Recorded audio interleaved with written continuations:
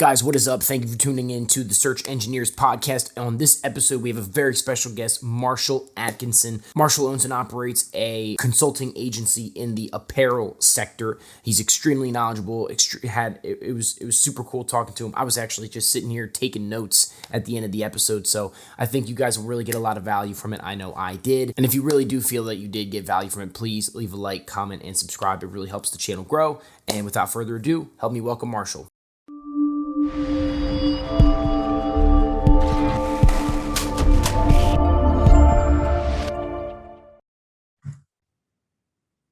All right, guys, everybody, thank you so much for tuning in to the Search Engineers podcast. Today with me is Marshall Atkinson. Marshall, thank you so much for joining us, man. It's great to be here, Matt. I'm so excited. Yeah, I really appreciate you taking the time. Just a second. Now, anybody who's not familiar with who Marshall is, Marshall Atkinson is one of the leading production and efficiency experts for the decorated apparel industry. He's the owner of Atkinson Consulting LLC. As a coach, Atkinson focuses on operational efficiency, continuous improvement, workflow strategy, business planning, marketing, employee motivation, management, and sustainability. He's a frequent trade show speaker, article, and blog author, and is the host for the YouTube show for Jerzees Adventures in Apparel Decorating, as well as the podcast Success Stories with Marshall Atkinson that is sponsored by SNS Activewear. Man, thank you so much for joining us today. Now, you were just at a trade show you said before we were on, Atlantic City. Yep, I was just there, and I'm going to Fort Worth in 2 weeks for another trade show, and we're also doing our live Shirt Lab education event there. So we got a lot of really cool things happening, and you know, despite what's going on with COVID, you know, people are still interested in learning and finding the new opportunities, new technology, new relationships, and those people are out and about and learning to grow their business. Okay, so these trade shows that you've been going to, tell me a little bit about what that audience looks like. Is it, as you said, people that are looking to start their own apparel business? Well, I'm in the decorated apparel industry. So these are the folks that print t-shirts or embroider polos or hats or decorate doing digital methods, or, you know, kind of a combination of everything. And they're the guys and girls that help out with your little league or your business or your TikTok marketer or whoever. Everybody wants apparel, and they turn to professionals to get this stuff handled. My job is to help these businesses succeed. So I'm a business consultant. And I do a lot of stuff with process and efficiency, but also business planning and marketing and stuff. And at a trade show, I teach classes, but I also do a lot of networking.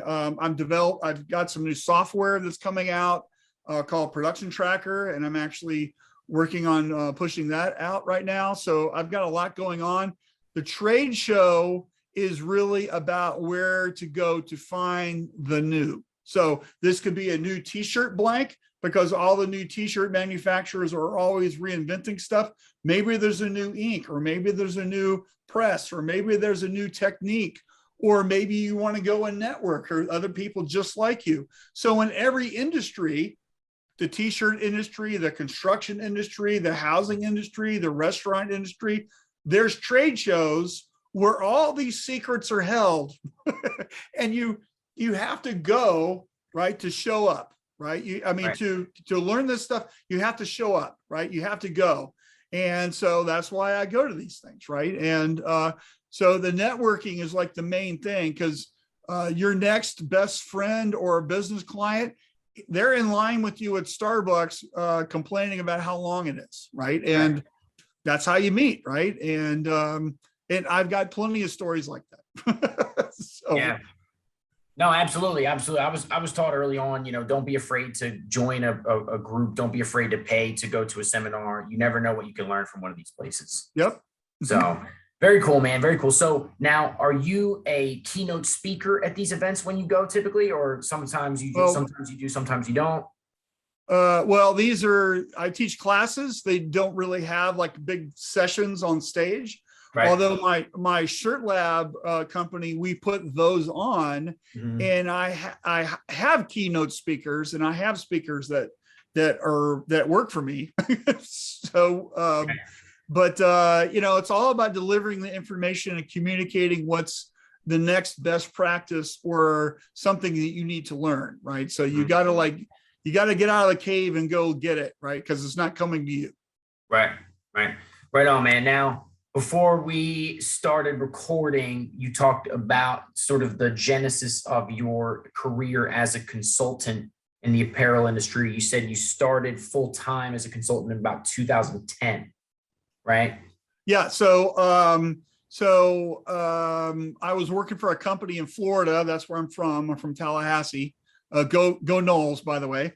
And I worked for that company for a month shy of 18 years. And I learned a lot while I was there. And then I was a casualty of the recession back in 2009, 2010.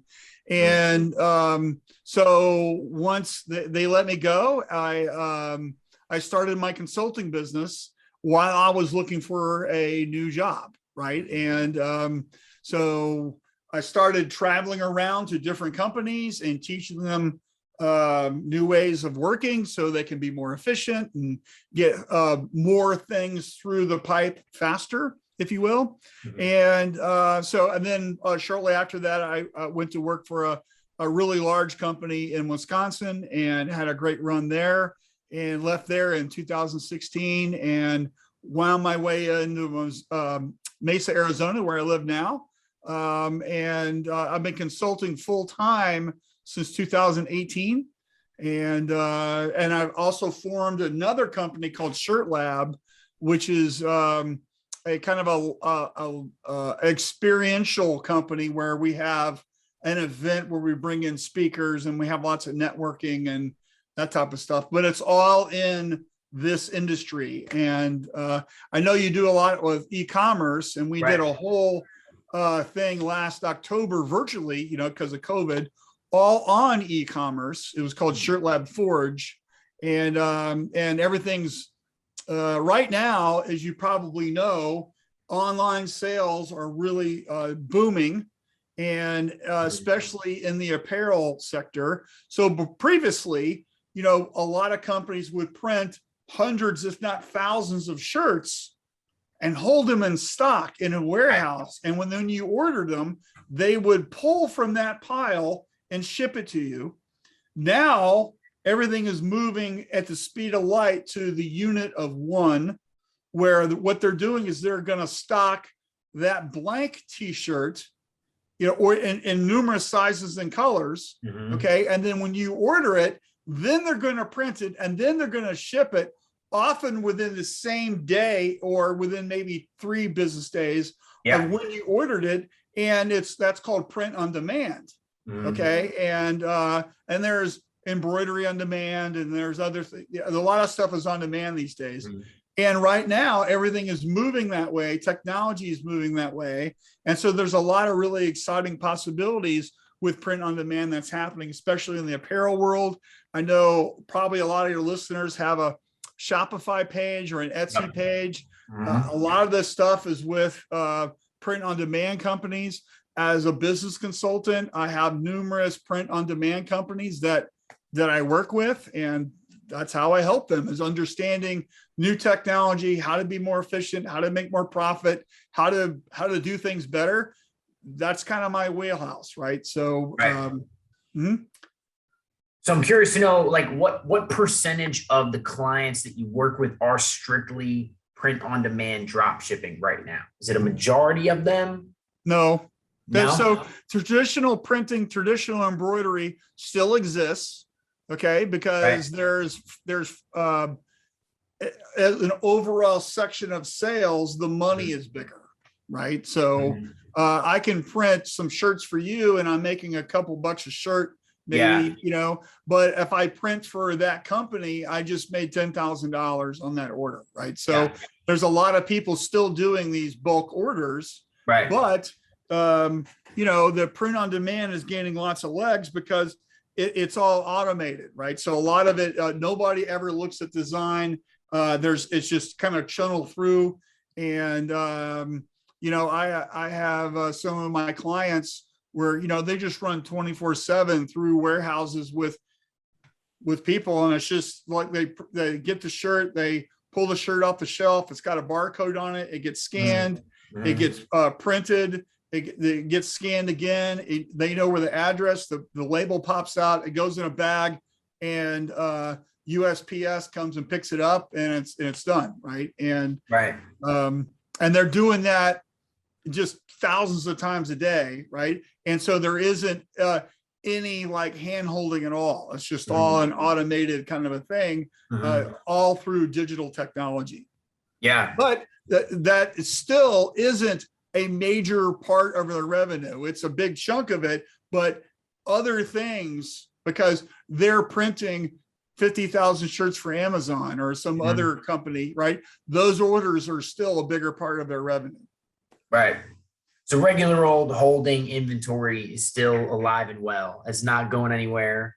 Now, what do you think? So in my experience, purchasing shirts print on demand, now not every time, but honestly, I feel in my experience, most of the time, the quality was a little bit compromised on. What do you think about that? Is that just maybe the service that they were using for the print on demand? That's whoever you were printing with, right? So just like with traditional screen printing, there's really good digital printers, and then there's really poor digital printers. With screen printing, there's really good screen printers, and there's really poor screen printers. So you should expect quality. You should expect craftsmanship, right? And if you're not getting that, you should complain, because there's technology out there, and there's printers out there who know exactly how to do it and what to do, right? And if you're not getting that, that doesn't mean that the whole system doesn't work. Right. And that's like, having a bad meal at a restaurant and then condemning all restaurants, that you can't go to a restaurant and get a good meal because I had a bad meal last week. All restaurants, right? So it doesn't make any sense. Right. So it's really about who you're dealing with more than anything. Right. And I've seen books printed on demand. I've bought books from Amazon. Everything is on demand. Everything is moving to on demand. Everything is moving to variable data. Everything is moving to customization. How can I do more for you personally rather than the group? And because I can realize more money per unit for that same digital transaction if I can make it customizable for you. Right. Awesome, man. Awesome. Now, so your YouTube channel, tell us a little bit about your YouTube channel. Well, so the YouTube show is for Jerzees. There's a brand called Jerzees. That's Jerzees. And they're part of the Russell Fruit of the Loom group. Okay.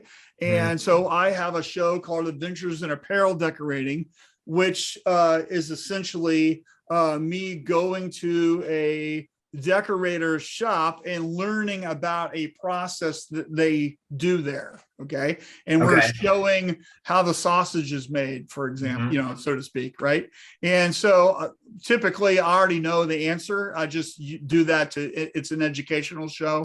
Right. It's about 12, 15 minutes. And so it's on the Jerzees YouTube channel, not actually mine. I'm the host of the show.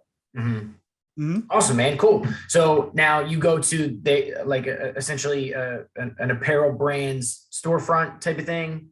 Yeah. So there's a decorator that could be doing, for example, laser bridge embroidery, which you probably don't know what is. Right? I don't. Can't say I do. So laser bridge embroidery is a way that they could sew a design onto like a sweatshirt with several layers of fabric. Okay. And then a laser cuts out the fabric to make it look like that worn apparel look, like the vintage kind of where the fabric picks up a little bit. It's that fake applique kind of a thing. Also, the laser can very lightly etch a design into the fabric. So you could also etch a design into the shirt while right before it's being sewn with all this fabric stuff on it. It has amazing qualities to it. It also allows you to sell it at a higher value than you normally could with just a normal embroidered look, right? So this means that you can make more money, right? So the show for that episode was about, how does this laser bridge work, right? How does it work? How do you design for it? How do you do things, right? Okay. Now, how much of the show has to do with, say, the marketing strategies, like your own? That show has nothing to do with marketing strategies. It's all about how to produce the technique, right? Because the show is designed for other apparel decorators, not really so much for people who were trying to sell something. Although if you learn how to do it, you understand the vocabulary about what that is, then you could have the knowledge to go out and sell it, right, and make money on it. So you just need to find somebody with the laser bridge once you know what that is. Right. So then it sounds like most of your work as a consultant doesn't even have so much to do with the marketing. Maybe parts of it, but more of it has to do with. I help people write their business plans. I help people construct their marketing plans all the time. I help people hone in on who their best customer is. And I really feel like, especially for your listeners right now, if you're in business right now without a business plan, you're so doomed, right? You need a business plan. I mean, have you ever done a survey on your listeners? How many people operate without a business plan? I've never. Okay, so a business plan helps you focus in on the bullseye of who your customer is, right? And so if you're trying to market, right? So if you ask this question, who are your customers, right? Most people who don't have a business plan will tell you, whoever will buy from me, or some version of that phrase, which is so backwards, okay? Because not everybody's going to buy from you, okay? So I'm from the South, okay? I'm from Florida, and down there, everything, I don't care what brand of soda it is, it's all a Coke, right? And I like Coke. Coke's my favorite. Coke's the real thing, right? So if I'm in a restaurant and they say no Coke, Pepsi, is Pepsi okay? No, it's never okay, because Pepsi's gross. It tastes like flat Coke. Why would I want flat Coke? I'd rather drink water, okay? So all the money that Pepsi spends on marketing is wasted on me. Okay, so your business planning, okay, is all about finding your Coke drinkers, right? Because every dollar and every minute that you're spending on people who don't like what you're doing is a waste of your time and your money, right? So what we want to do with our business plan is we're going to find exactly who is going to love us best. Who are we in alignment with? What problems do these people have? And does our product or service or whatever we're doing, does it solve that problem? And if it doesn't solve the problem, can we change something so we can solve the problem? And then what we want to do is get them to know, like, and trust what we're doing. That's what the marketing is all about. But we have to understand who these people are, where are they, what do they buy, when do they buy, how frequently do they buy, what else can we sell them, right? All that stuff. That's all business planning. And if you know that, if you know who your Coke drinkers are, right, then guess what? You can develop a marketing strategy aimed like a laser beam exactly at them and nobody else. So it becomes highly targeted and very successful. And so that's why we need a business plan to help us build our marketing plan. And then I'm a big believer, your marketing plan should be about the human to human connection, right? It should not be about dollars. It should be about benefits. What does my thing do? What does my service do? It should be about the emotion. Like, if you solved a problem for me, what's my emotion going to be? It's going to be relieved. It's going to be happy. It's going to be joyful. Your marketing should be about that. It should be about showing the humanness of things and bringing that out. It should be about stories, right? I'm sure on your podcast, you probably talked about Story Brand, that great book by Donald Miller, right? So we want to tell stories. Our customers are the hero. Your customers don't care about you. They don't care about your product. They only care about themselves. Right. How do you make them feel? Are they the hero of your story? Right. That's what we want. And if we have a business plan that focuses on them, on being the hero and making them happy, you can't lose. And without giving me too much secret sauce from your own program, when you work with the client, you just brought on a brand new client. They have a business, they got no business plan, right? Yep. Can you tell me a little bit about how you work with them to try to zone in on their ideal customer? Yeah, sure. Well, it's all question based, right?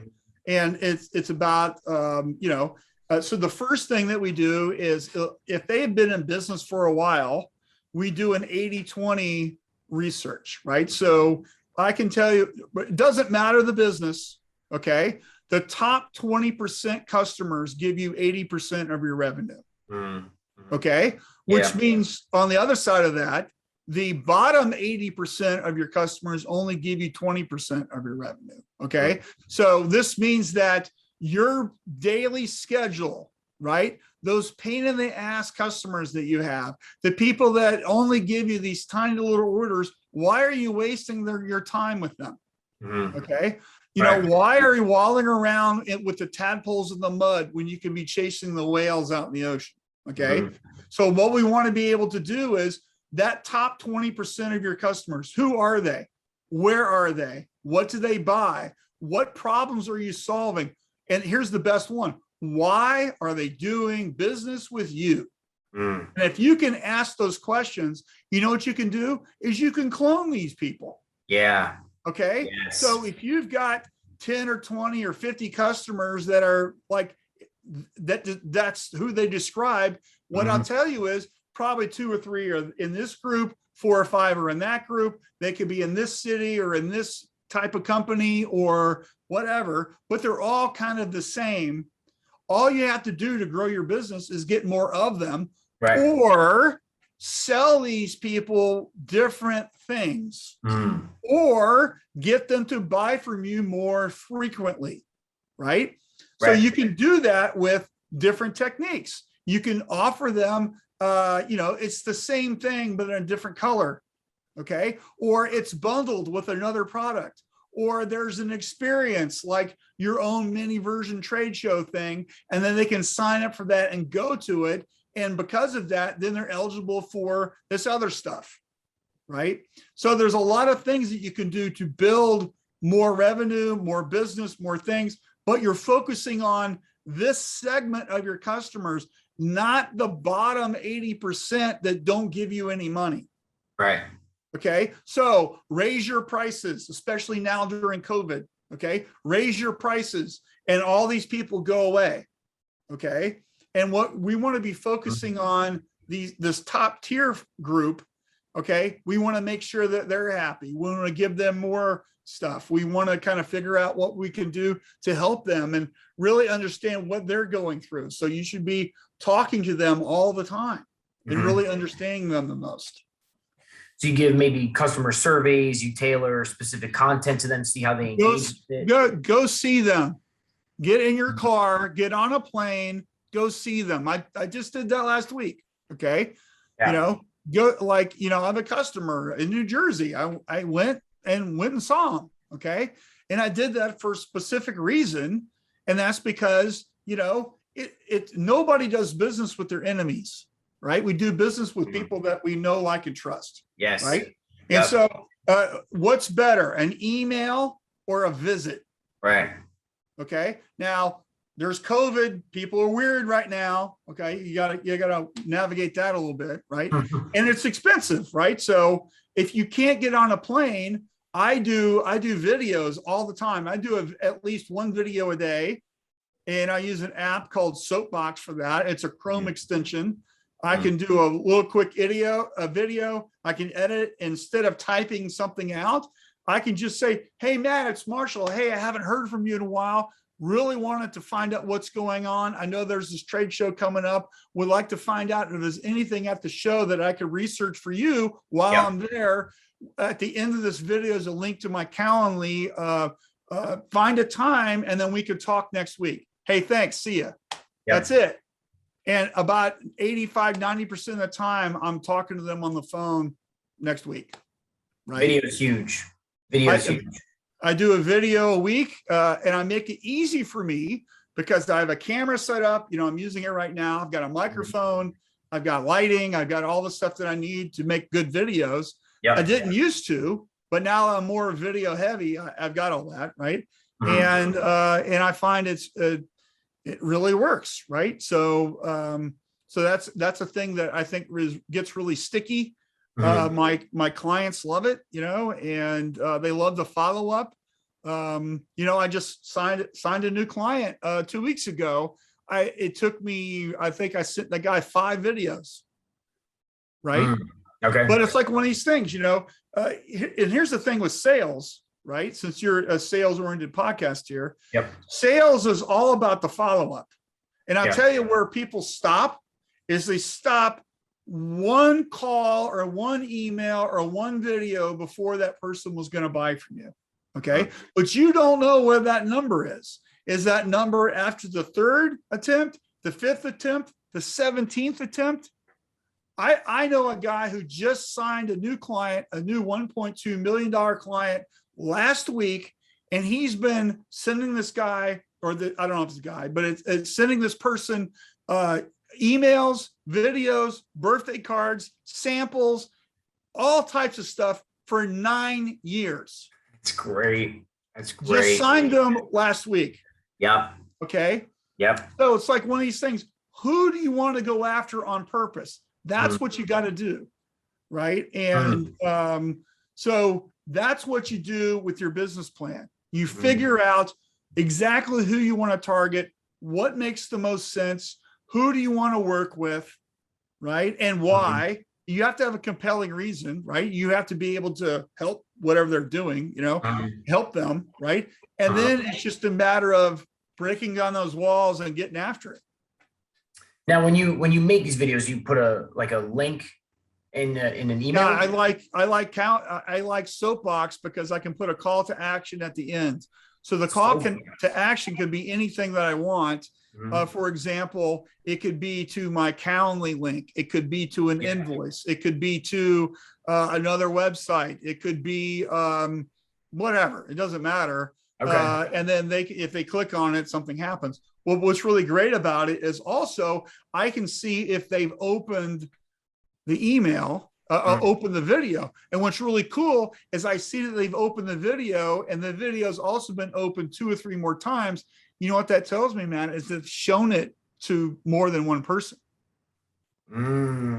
Because nobody's doing videos, right? Nobody's doing videos. Right. And so so when I see that video that I sent you and I see it was open 4 times, that tells me that you showed it to a couple of people.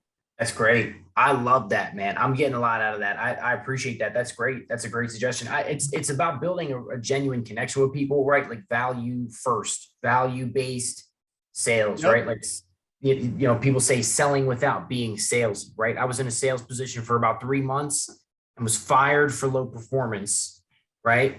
That's just not who I am. I can't hard sell people and try to convince them whether or not they want something. That's just me. Well, you need to ask more questions.